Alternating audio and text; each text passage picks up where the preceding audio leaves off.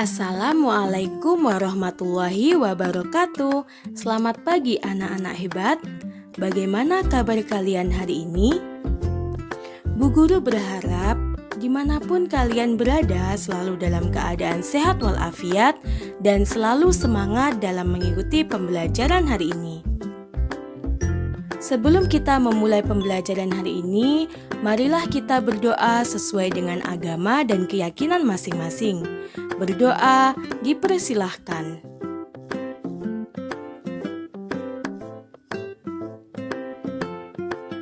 Berdoa selesai. Hari ini kita akan belajar tema 3, subtema 2, pembelajaran 2.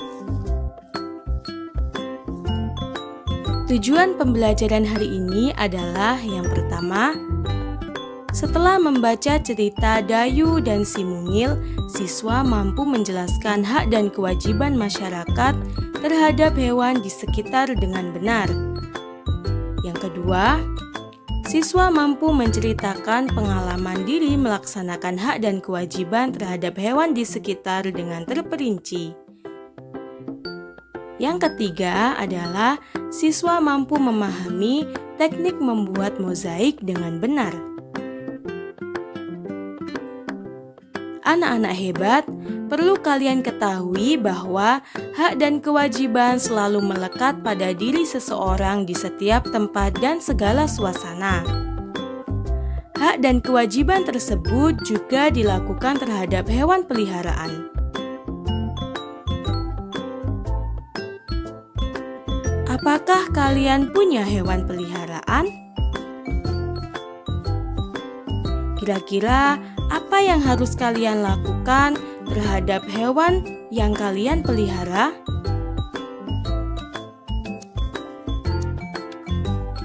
Nah, mari kita baca teks bacaan yang berjudul Dayu dan si Mungil.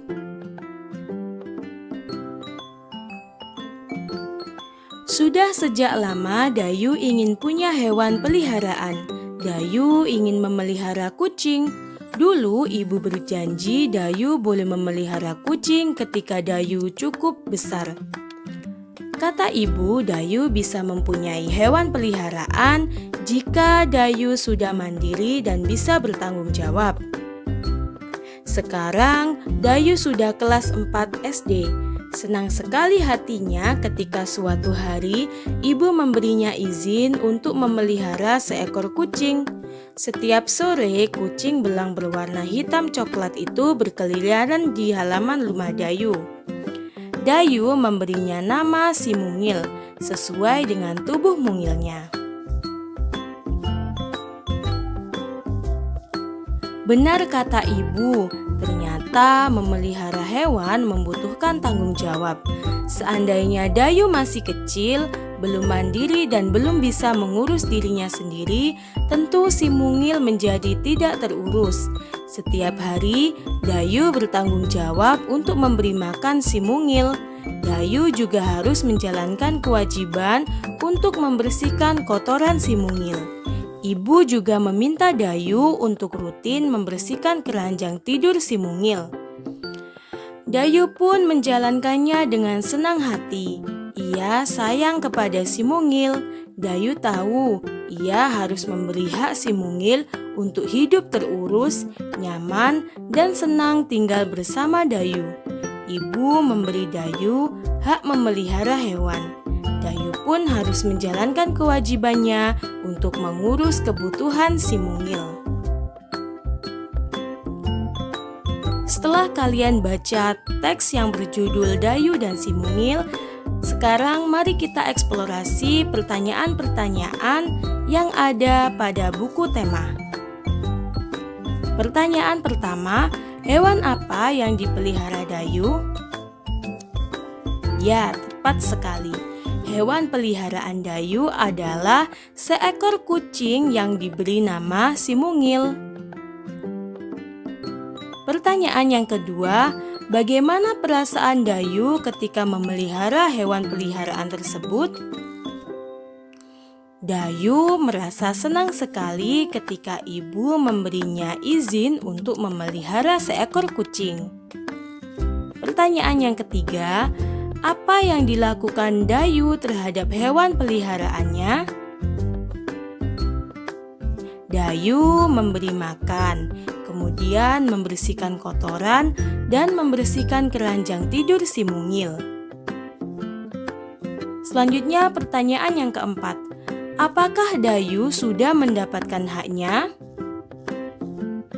Ya, Dayu sudah mendapatkan haknya terhadap hewan, yaitu dengan memelihara kucing. Pertanyaan yang kelima, apakah Dayu sudah melaksanakan kewajibannya?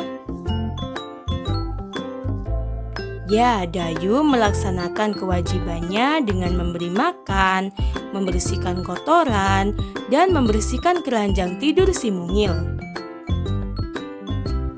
Kemudian pertanyaan yang terakhir, apakah Dayu sudah melaksanakan hak dan kewajiban secara seimbang? Jawabannya adalah sudah.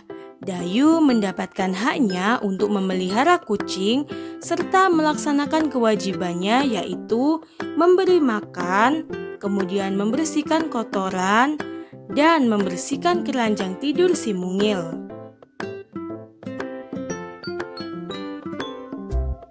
Anak-anak hebat, ketika kita mempunyai hewan peliharaan, kita wajib untuk merawatnya. Ketika kita merawatnya dengan baik, akan membuat hewan peliharaan kita menjadi sehat. Misalkan memberi makan, membersihkan, memberikan tempat yang bersih, kemudian mengobati jika sakit dan menyayanginya. Bayangkan jika hewan peliharaan kita kotor, pasti akan mengganggu lingkungan. Sekarang mari kita lanjutkan ke materi selanjutnya, yaitu tentang mozaik. Amati mozaik berikut ini. Nah, coba kalian perhatikan gambar mozaik tersebut. Kira-kira apa ya yang dimaksud dengan mozaik itu? Mozaik merupakan karya seni rupa 2 atau 3 dimensi. Mozaik ini menggunakan bahan dari keping-keping yang dipotong-potong atau utuh, misalkan biji-bijian. Teknik membuatnya dengan ditempel lem pada bidang datar. Kemudian, bahan-bahan yang bisa digunakan untuk membuat mozaik adalah kertas tebal, daun, biji-bijian, kepingan kaca, pecahan keramik, dan lain-lain. Perlu kalian ketahui, pada umumnya mozaik tidak diwarnai. Pembuat mozaik mengkreasikan komposisi warna dari bahan-bahan yang ditempel. Misalnya, pada biji jagung yang berwarna orange, kemudian ada juga dari beras, dan juga ada dari ketan hitam. Itu juga bisa dikombinasikan sehingga menghasilkan mozaik yang warnanya padu atau sesuai. Langkah-langkah pembuatan mozaik yang pertama adalah gambar pola seekor hewan di kertas gambar yang berukuran A4. Kemudian yang kedua, berilah lem pada bidang gambar. Lem ini biasanya menggunakan lem fox yang putih warnanya atau lem Raja Wali. Selanjutnya, tempelkan biji-bijian dengan rapi. Dan yang terakhir adalah perhatikan komposisi warnanya agar sesuai dan padu. Nah, sekarang tugas untuk kalian adalah kerjakan tugas paper bagian 3 tentang hak dan kewajiban terhadap hewan peliharaan. Selamat mengerjakan. Sampai di sini dulu materi kita hari ini. Semoga bermanfaat dan apabila ada kata-kata yang kurang berkenan, Bu Guru mohon maaf. Bu Guru akhiri. Wassalamualaikum warahmatullahi wabarakatuh.